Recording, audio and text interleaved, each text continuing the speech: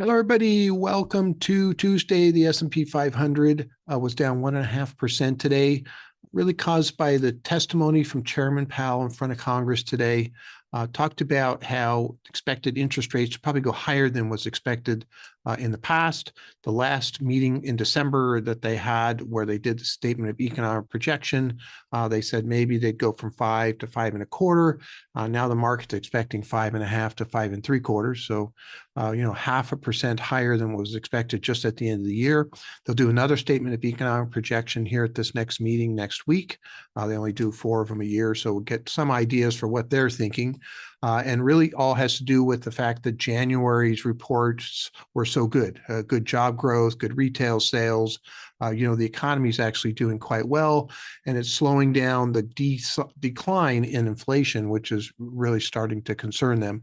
He also opened the door to the possibility of having a higher than a quarter point increase, not directly, but the market read this, I think, correctly, in the fact that, maybe in the next meeting we would do a 0.5 point instead of a quarter point. So again, the market's responded to both of these.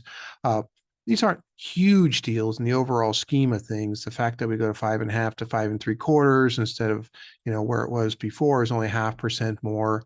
But the market's going to have to respond to this because it's just direction. Where is the Federal Reserve going? Are they going to go too far with the interest rate increases?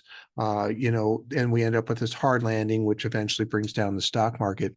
And that's definitely the concern. But the weird thing is that the thing that's fighting the Federal Reserve is the economy itself and the health of the economy, the health of the consumer, the amount of money that's being spent, and the pent-up demand that's coming out. It's sort of like a teeter-totter, with the consumers on one side, and we've got the Fed on the other side trying to bring down inflation by slowing down the consumer. And after being locked up for a couple of years, they don't want to be slowed down. They're willing to even borrow on their credit cards to go out and spend right now. So interesting battle as far as that goes. The big hope here is that the consumer and the Fed kind of end up meeting in the middle. Inflation does slowly but surely come down. You end up with this soft landing, but it does scare the market, when they talk about raising rates more than what was expected, because it brings back in the fear of this hard landing. So that's what happened today.